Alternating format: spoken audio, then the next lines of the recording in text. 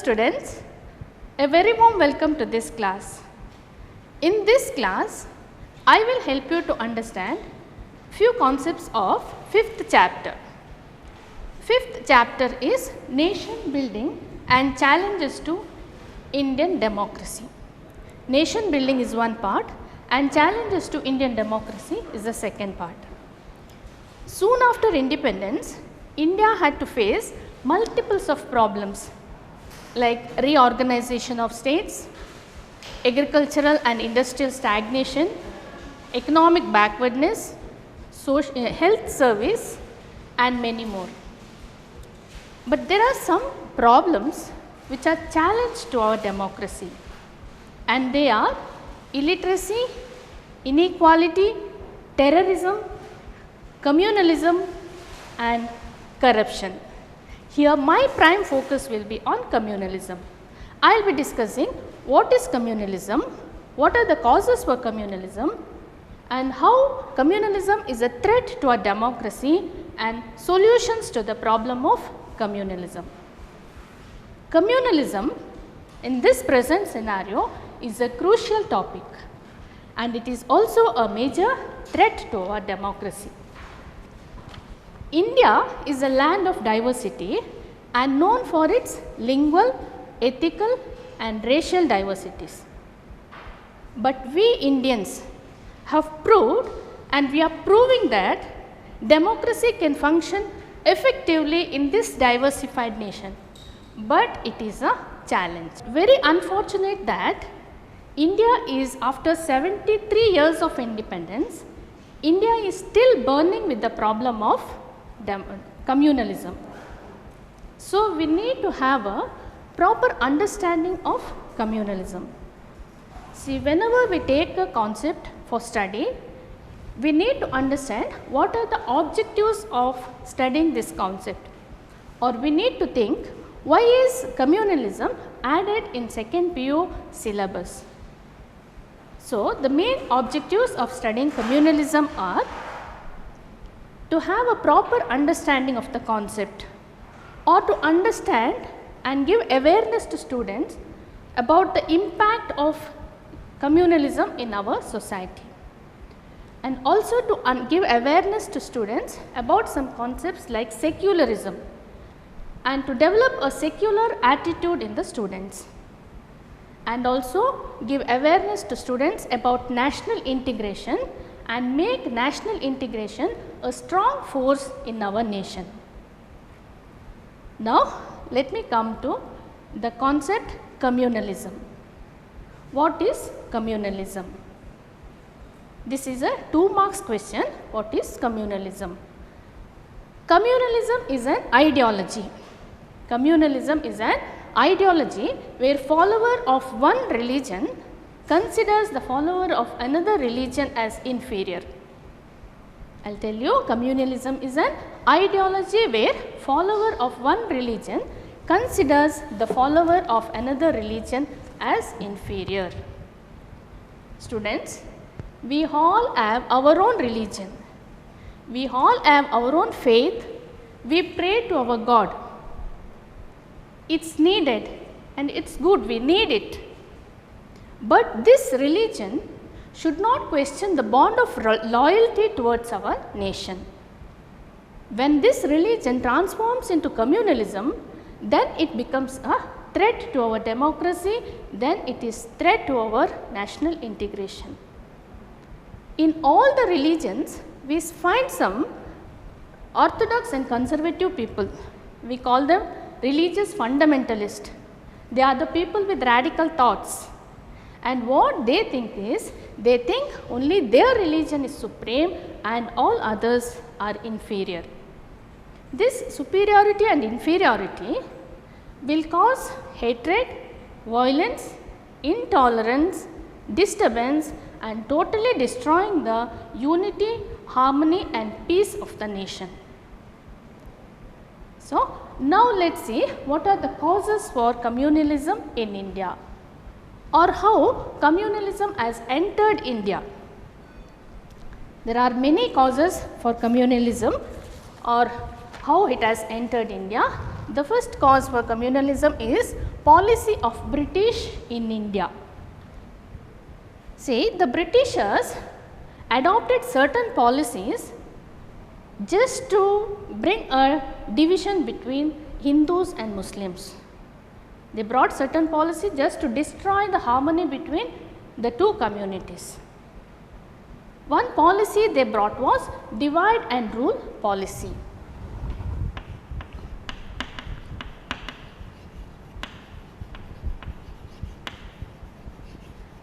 One policy was divide and rule policy, and this divide and rule policy was brought to divide the unity of Indians. And one example we can give here is division of Bengal by Lord Curzon in 1905.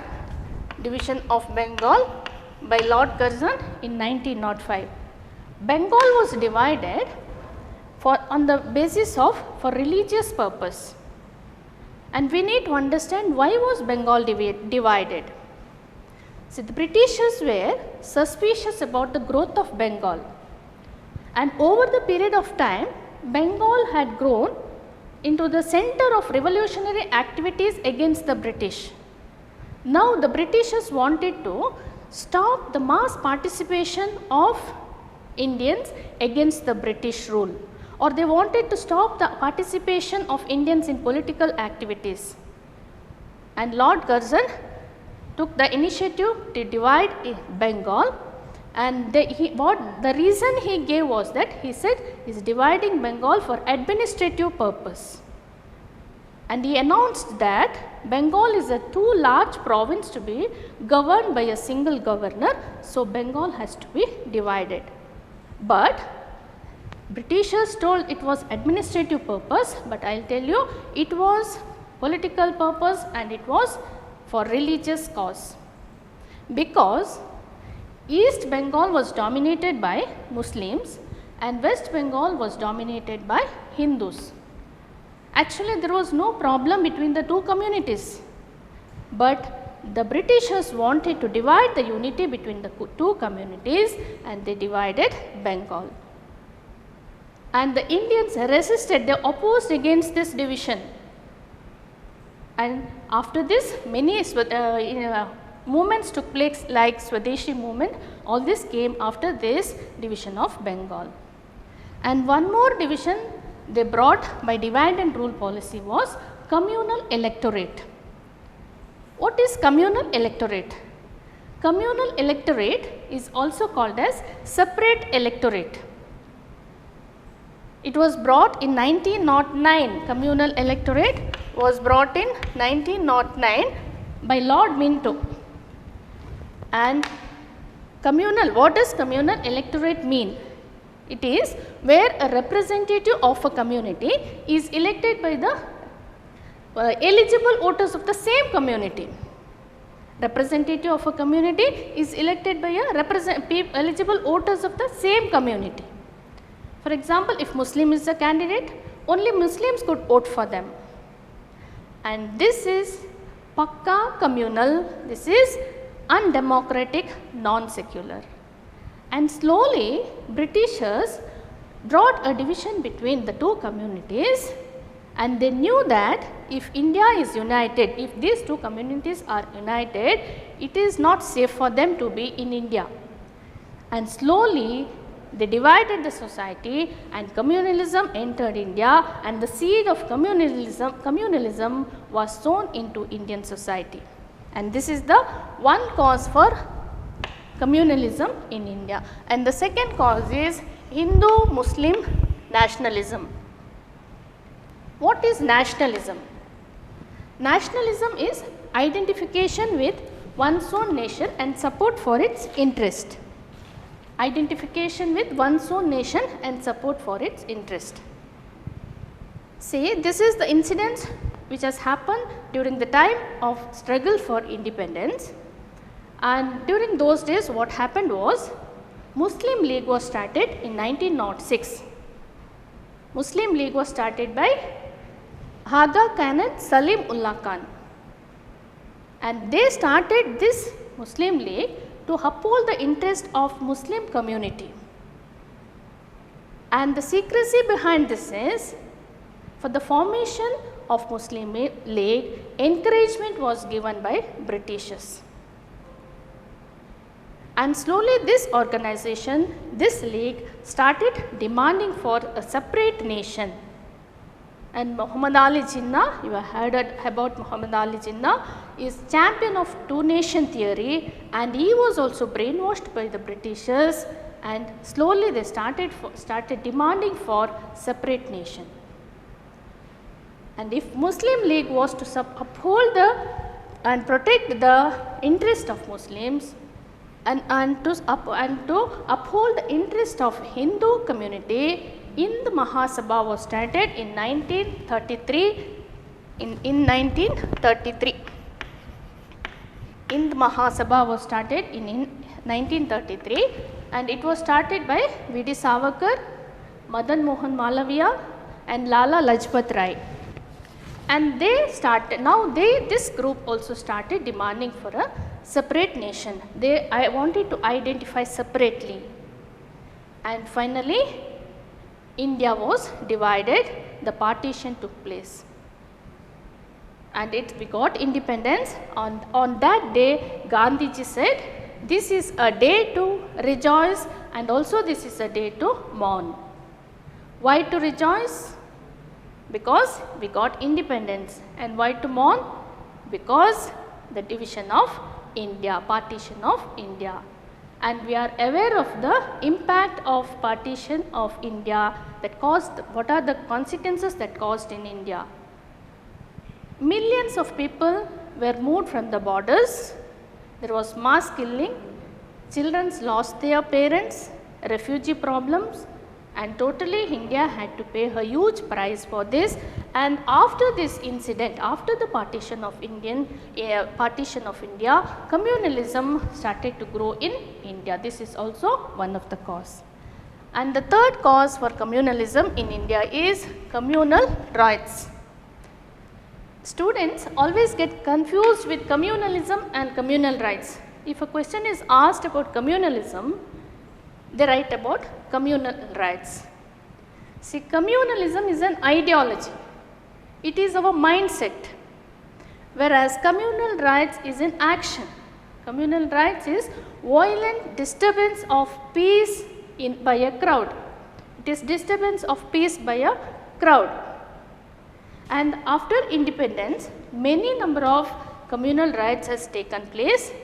And if we go on making a list, we can start from partition of India, that was a communal violence, and anti-Sikh riot in 1984, ethnic cleansing of Kashmir Hindu Pandits, demolition of Babri Masjid in 1992, and Assam communal violence that was between Bodos and Muslim community, and Muzaffarnagar violence, and recently Bangalore violence was also a communal violence.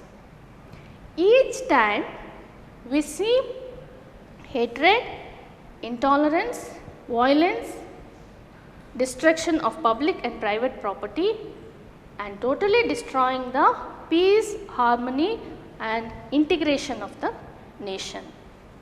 If this is the third cause, and fourth cause for communalism is politically manipulated. Politically manipulation is also cause for communalism. See, in India, some of the religious issues are politically manipulated by the political leaders for their selfish gain. In India, we have diversified, and it is quite natural that some communal violence or communal disturbance may take place. See, if there is a small issue, a petty issue in a local area, this petty issue is manipulated and it is magnified and it is given a political dimension, and it is made to flare up in India.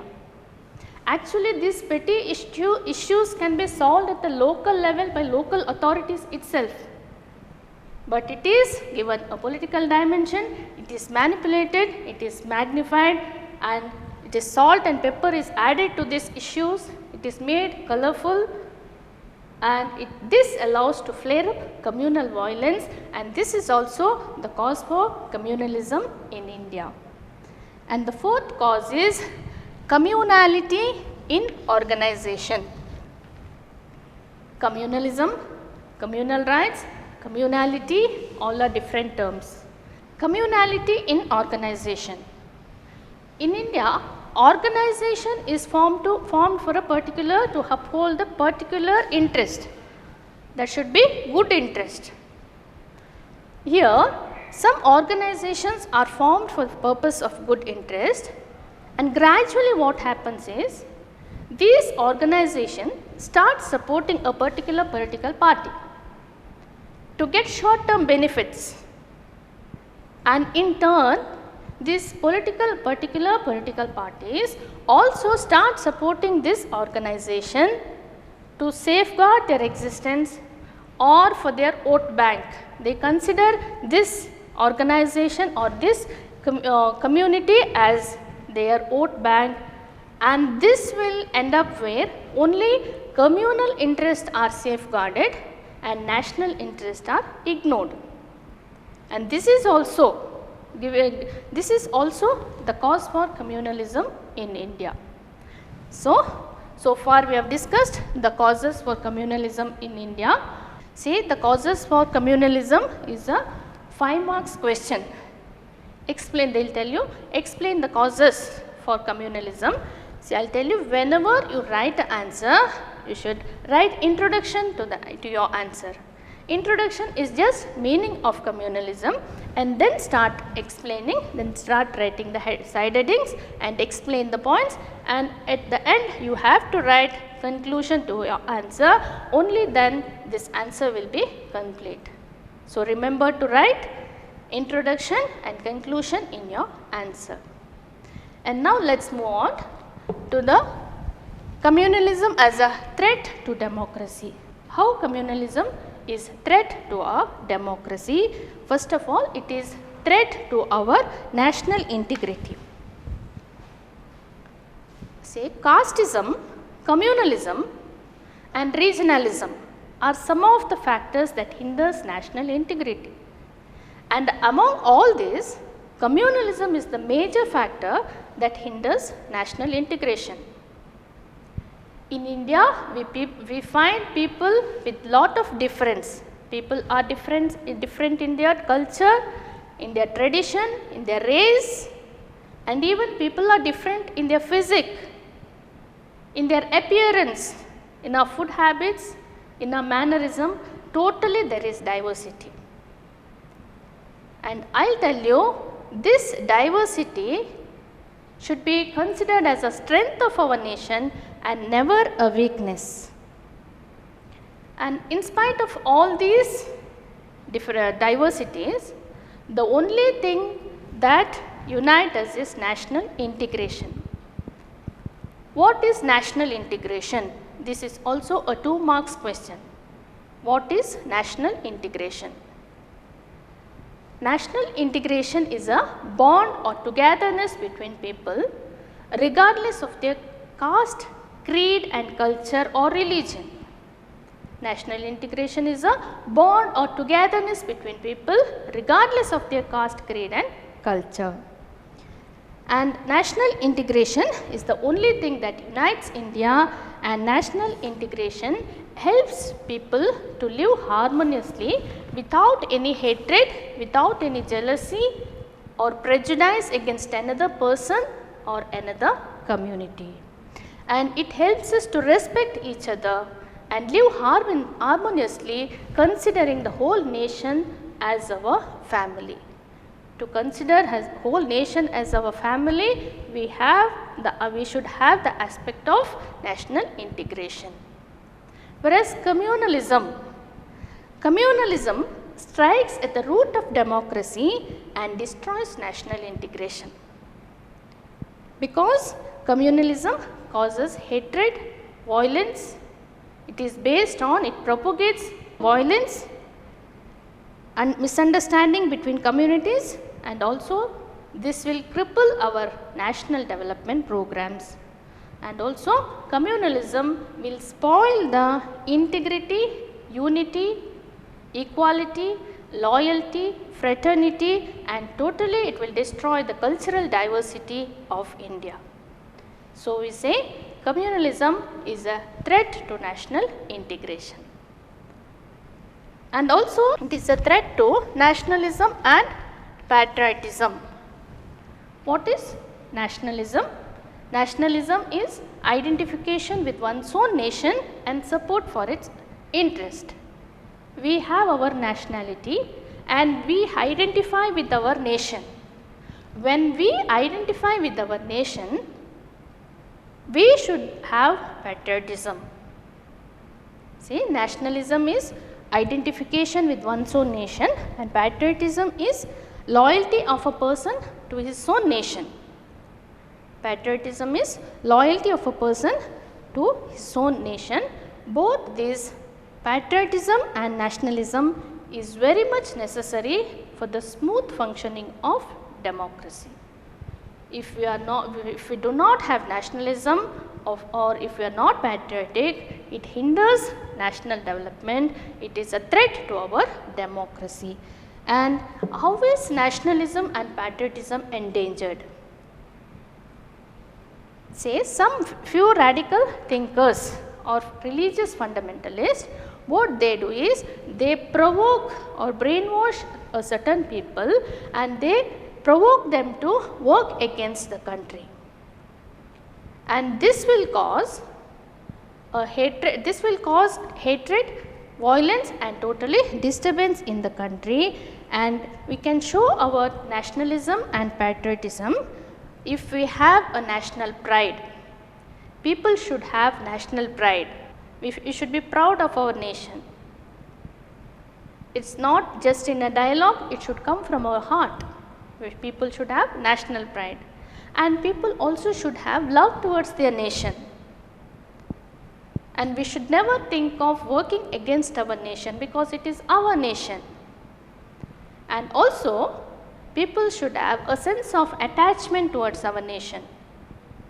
Considering maybe any difference, but we should have a sense of attachment because we identify with our nation. And also we should be loyal to our nation and we should never think of betraying our nation. But communalism, there will be no integration, there will be only violence, destruction, and it inheres the nationalism and patriotism in India. So, we say communalism is a threat to nationalism and patriotism, and totally it is a threat to our democracy. And the third point is impediment to national development. Communalism is impediment to national development. It is very true, because if there is communalism, there are chances for communal violence. And if there are communal violence, and why does this communal violence take place is, people do not have national outlook, they do not have secular attitude.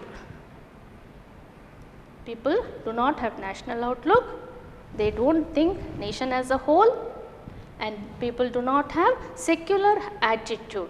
I will tell you what is secularism or secular state when I explain about solution to the problem of communalism. People do not have national outlook, they do not have a secular attitude, and some people are selfish. Some people means we can say some religious and political leaders are very selfish. Actually, these religious and political leaders are considered as our role models, and these common people follow them. And sometimes what happens is, few people give provocative speech or they give provocative writings, and this in turn will flare up communalism. And these are the causes for communalism, and if there is communalism, automatically there may be communal violence. And if a nation is experiencing communal violence always, and a government may find time to maintain internal peace and order. The government will have to spend its time, energy and resources to maintain the internal peace and order, and the government cannot focus on national development. It will find time only to maintain peace and order. So, we say communalism is an impediment to national development. And the fourth point is communalism will lead to weak political leadership. Communalism leads to weak political leadership. In democracy, leadership should be very strong, and also leaders should not be under the influence of any group or any community, and the leaders should focus only on national development. They should focus on giving importance to education, like building schools and colleges, creating employment opportunities, giving importance to agriculture and industry, and these are the things that political leaders have to do. And if at all they are influenced by a group or a community, then the leadership become weakness, and this will become the failure of democracy. So, in democracy, the leadership should be very strong, and the leaders should not be under the influence of any group or any community.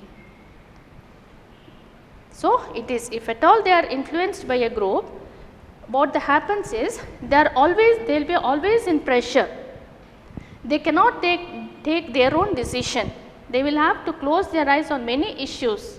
This is what happens, and this will become a failure of democracy. So, for the success of democracy, leaders should be very strong. They should not be under pressure of any group, and they should take their own decision. They should focus on national development. And it is a threat to, and the next point is it is threat to national sovereignty. Sovereignty is the supreme power of nation. We have studied much about sovereignty in first PU. Sovereignty is supreme power of nation, and also sovereignty is called as heart and soul of a nation. If a nation is experiencing crucial internal conflicts, then there may be then it leads to a weak nation. There may be foreign invasions. If there is a foreign invasion, we may lose our sovereignty. Sovereignty is considered as a supreme power. We should not we should not make this sovereignty to be endangered. See, in our constitution, there are certain principles that unite India. In the preamble itself, we come to know that our India is a sovereign, socialist, secular, democratic republic. These are some of the principles that unite India. And if we are united, we stand. United we stand, divided we fall. And we can save our sovereignty only if we are united. So, we should always remember that we should be united and never divided. If we are divided on the basis of communalism or communal matter, and it will lead to the threat to our sovereignty. So, these are the things that becomes a threat to democracy. Now, let us see the solutions to the problem of communalism. There are many solutions to the problem of communalism, but here I will be taking only 3 solutions, that is secularism as a solution to the problem of communalism, national integration as a solution, and also neighborhood peace committee as a solution to the problem of communalism. The first solution to the problem of communalism is secularism. What is secularism, or what is secular state? Secularism is separation of religion from state. If I say separation of religion from state, you may think how to separate religion from state. So, for better understanding, we can say that secularism is, or secular state is where a government nor our constitution does not uphold any religion and gives equal opportunity to all the religion. We can write here as does not upholds any religion and gives equal opportunity to all the religion. This is secular state. India is a secular state because no religion is given a national status. All are given equality, equal status in terms of religion. And our constitution makers adopted secularism to constitution to give a sense of security and give equality to all the citizens of India. Sense of security and equality to all the citizens of India. And the term secularism was added to our constitution in 1976 with 42nd amendment. And in secular state, the state will follow a policy of neutrality in terms of religion. It follows a policy of neutrality. And article 25 to 28, 25, 26, 27, 28. These are the articles in our constitution which deals with freedom of religion. And all these articles we have discussed in first PU. So, these are the articles which gives freedom of religion, and because of secularism and because of all these articles, we have all the citizens in India have the right to express their faith and belief. They have the right to express their faith and belief. And secularism, because of secularism, no group or no religion can put a force, can put a pressure on the government to take a decision in favor of their community. Because of secularism, no religious community can put a pressure on the state to make a decision in favor of them. This is what is needed. So, because of secularism, we have religious freedom, all are given equality in terms of religion. And one more progress in this regard is to safeguard national integration is our Center Cabinet has approved Prevention of Communal Violence Act, Prevention of Communal Violence Act in 2013. Prevention of Communal Violence Act 2013. And this bill was approved to punish the offenders who indulge and instigate communal violence. This is very much needed. And also we have to put a change in our mind to respect all the religions. Then only this secularism will be meaningful. So, secularism or secular state is a solution to the problem of communalism. And the second solution to the problem is national integration. What is national integration? I have told you what is national integration. National integration is a bond or togetherness between people regardless of their caste, creed and religion.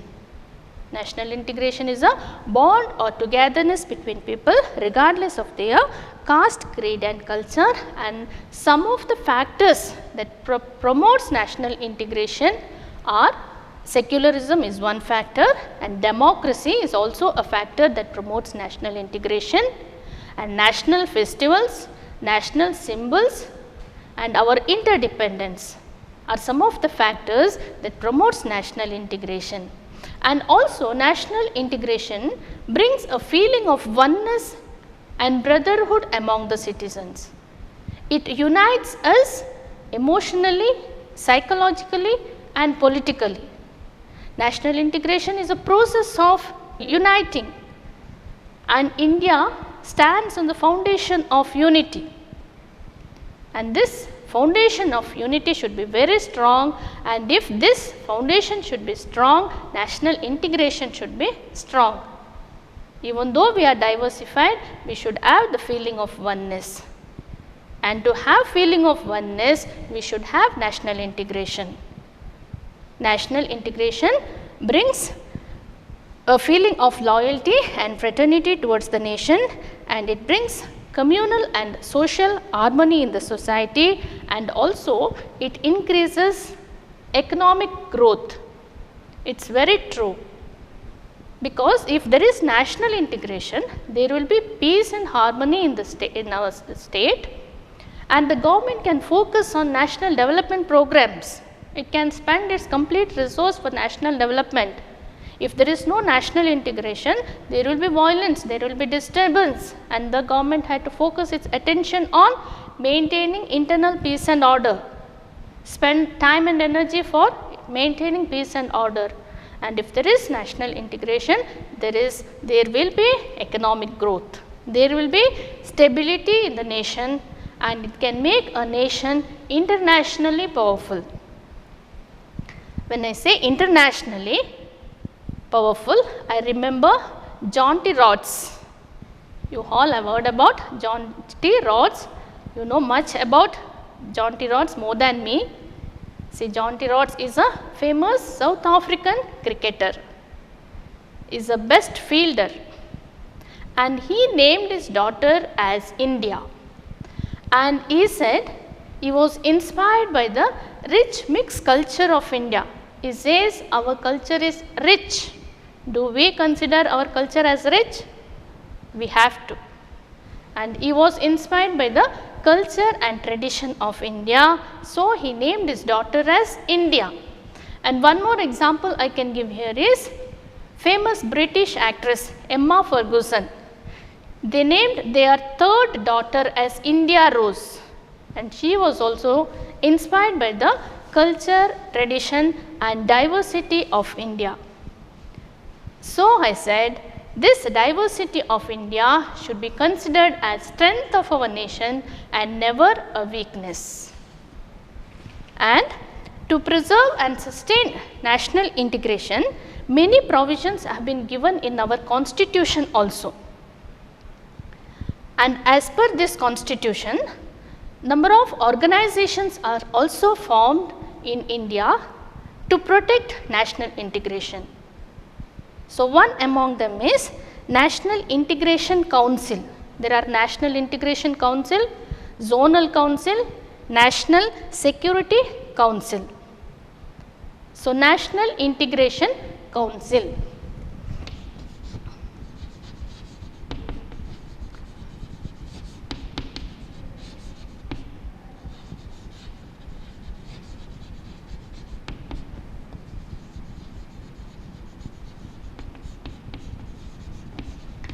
National Integration Council was started by our first Prime Minister Jawaharlal Nehru, and it was started in 1961. As the name suggests, it is to protect our national integration, and it addresses the problem of communalism. It addresses the problem of communalism, and Prime Minister will always be the chairman to this council. And there are 147 members in this council, and the members are central ministers, celebrities, successful entrepreneurs and opposition party leaders, and chief ministers of India will be the members to this National Integration Council. And another one is Zonal Council. Zonal councils are formed in the state levels. India is grouped into 5 zones, and these zones have to foster cooperation among themselves and avoid this communal violence and stop communal violence and stop developing communalism. And one more is National Security Council. National Security Council is also called as Rashtriya Suraksha Parishad, and this was started by our former Prime Minister Atal Bihari Vajpayee, and this acts as an advisory body, and this body had to advise Prime Minister on our matters of national security. So, this National Integration Council, Zonal Council and National Security Councils are some organizations formed to protect the national integration. And coming to the last solution to the problem of communalism, I can tell about armed forces.